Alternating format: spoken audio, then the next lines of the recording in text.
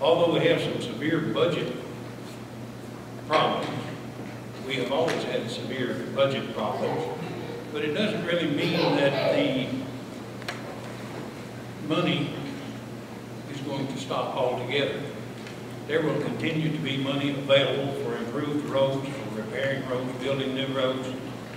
And this project is so important to our area, I think, that we must continue to push for it, and we must continue to look for the financing for it. And I think the financing will be there. It might take us a bit longer. I think we've already been working on this project for, it's been on the 6-year plan for 6 years, basically. And we aren't near ready to start. Even if we're on track, it wouldn't be completed until 2015. So this is going a long way into the future. So between now and then, we not only have to work on building that road, if we possibly can, we have to worry about maintaining those roads we already have, which is also a major expense. But like I say, the money, when we came upon a budget crisis, the money did not stop altogether. It may have slowed us down a bit, but we still have money for these things. We're still paying the same amount in tax on a gallon of gasoline, along with about $2 extra, which is beginning to pain me greatly. It used to was a major investment to go to the grocery store. Now buying gasoline to get to the grocery store is the major investment. Food looks a little cheaper.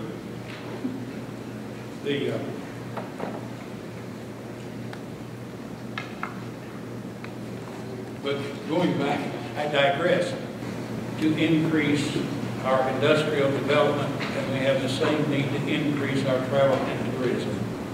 Without this road, we won't be able to progress nearly as quickly. I understand that any communities that are not served by 4-lane highways are not usually on top of the list for industrial development. Thank you. Thank you, Mr. Mullins. Mr. Swan. Well, I love talking about roads because the last 3 years I've been Governor Fletcher's Transportation Legislative Liaison. And I think the first thing I want to say is the 6-year road plan comes out every 2 years. And the Governor and the Secretary of Transportation, they work on it, and then they issue it, and the legislature approves it, makes some changes, sends it back to the Governor, and then that's the plan for the next several years. The problem with it is it's become a political document in the past decade. Right now, today, there are over $3 billion worth of underfunded projects in the plan. So basically, if you hear a legislator say, oh, I got it in the plan, that doesn't mean anything anymore.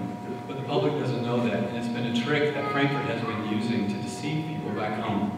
So, having said that, there is some state money that still goes through the 6-year plan. And I want to mention that there's the road fund and there's the general fund. There are 2 separate funds. And so the governor just cut 3% across the board in the general fund, but the road fund didn't get cut.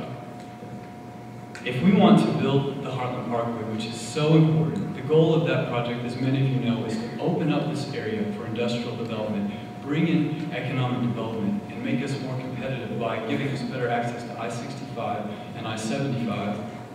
What we need to do is work with our federal delegation to make sure that we get federal funds from DC coming in so that the state can then do its part to build the road. Now, a project like this has an 80-20 match.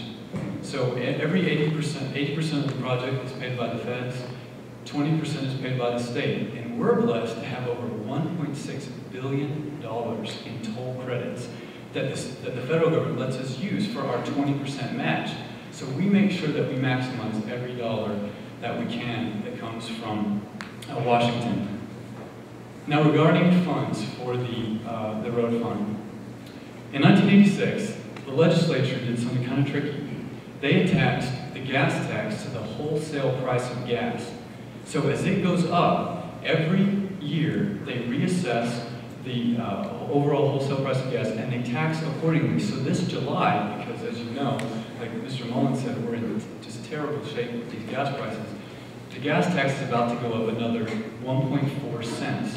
Well, every penny that the gas tax goes up is about $30 million for the road fund. But it's not $30 million that can go towards the 6-year plan because it's revenue share. $15 million of that $30 million goes to counties and cities, you know, to pay for their roads that they have on the rural secondary system and the county road system. So anyway, there's going to be more money coming in this summer when that tax goes up. Of course, we'll not be enjoying that as we pay for it at the pump. But that will help us make sure that the Heartland Parkway gets done. By working together, as your next state representative, if you give me the chance to do that, I'll make sure that it's in the 6-year plan in 2012. Right now we're in the design phase. It's the $3.8 million earmark that Congressman Lewis got for us. The design will be done by 2012. It'll be time to look at funding, which there is none right now, for right-of-way, moving utilities, and any unexpected design changes. And lastly, I just want to mention that we need to get a 3rd lane somewhere on 210 between Campbellsville and Lincoln Park. 26 miles, no passing lane. I think that's a fair.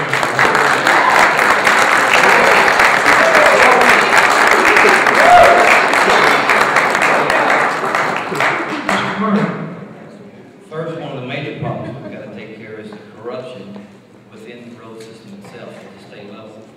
If you did check the paper just this last week, Mr. Bill Nyberg, who was the head of transportation in the past administration, is under FBI investigation. So if we cut out the corruption in some aspects of that, that would be the first thing that could help us a great deal. Second thing is just a quick explanation. I think most of it, maybe not everyone, is aware of what the Heartland Parkway would consist of. It would be from what is proposed I-66 to BG Parkway through Adair County, Taylor County, Marion County, and Washington County. It would cover all 4 counties and connect to the BG Parkway. So it's not only a state issue, a federal issue, but certainly for all 4 of those counties. Senator Kelly, I spoke to some magistrates, and Senator Kelly, according to a magistrate, is on record as saying basically this project is probably looking at being a toll road. Again, I'm not necessarily in favor of that, but this project is so vital to the economic development of this area. If that needs to be the situation, we may have to look at that. We can't take anything off the table. So far, the work that has been done is only a geology study, and that has been done by the federal government from Ron Lewis's office. So the federal government has been kicking in. For those people who live in the Taylor County aspect, I think the first thing we must do, Columbia is getting its bypass, which is outstanding. Now I hope they can get a turn lane down here at the light to turn to Lindsey. That'll be the next step. But they're getting a bypass, which is outstanding. Current 55 that we have now must need, particularly on the Taylor County side, needs some resurfacing. I come into Adair County's side of it, they've done a very good job. But if you go up the council lately, it's getting very hazardous and bumpy, and so that needs to be done. But to have the bypass from Campbellsville, from 55 Campbellsville, around through Smith Ridge to connect to 55 West to Lebanon would be the first step that needs to be done. And then obviously Lebanon has already put their bypass in to around town to go to Springfield. So those would be the first steps, and I think those could be funded quite soon. When I say quite soon, anything in the government may well be 8 years. The other part of the project is going to be very long term.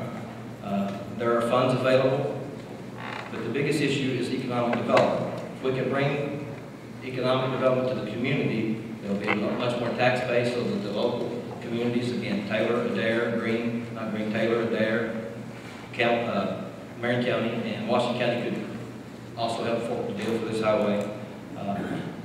So that needs to be done. But the bypasses for all these towns need to be the first phase. Also, this year's state budget is proposed to be $55.1 billion. Out of that, transportation fund is 7.8%. There's 120 counties in the state of Kentucky. 7.8% of that budget for transportation is not going to cover a whole lot of roads and funds. So it's going to have to be a joint venture, federal money, state money, and local monies. But I think all 4 of us agree we are all committed to making sure that this project is completed at some time.